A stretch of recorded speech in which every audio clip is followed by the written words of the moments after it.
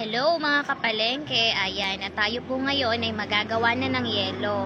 At kailangan nga po diyan sa paggagawa ng yelo ay talagang doble po ang ating plastic. Hindi po na pwede yung iisa kasi po maaari po itong mabutas. Sapagkat nga po ang plastic na ginagamit natin ay manipis lang din po ito. Kaya po kailangan talaga ay doble.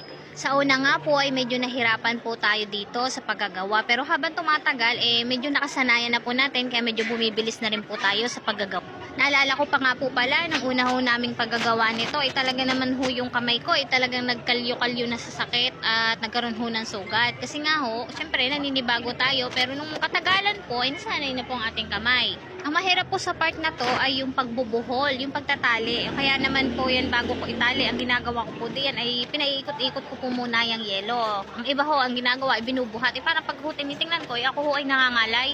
Kaya ang ginagawa ko, iniikot-ikot ko and then buhol, yon tapos. Inuumpisahan po namin itong gawin ay ganitong oras po, yung hapon na. Kasi nga po, kapag umaga ay marami pa hong mamimili noon. Pagka ganito pong oras, medyo matumal na po, kaya nakakagawa na po kami ng yelo.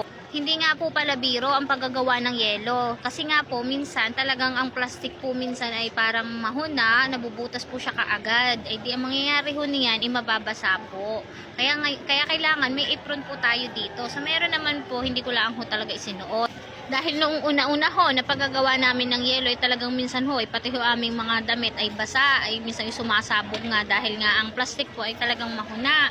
Mabuti na lang ho ngayon na rin ginagamit ko ay medyo matibay naman ho. At dahil mahirap naman ho, kung kayo mababasa, wala ho kung dalang suotin, ay naligo naman ho kaninang umaga, pagka ho kayo nabasa, ay magbibihis na naman.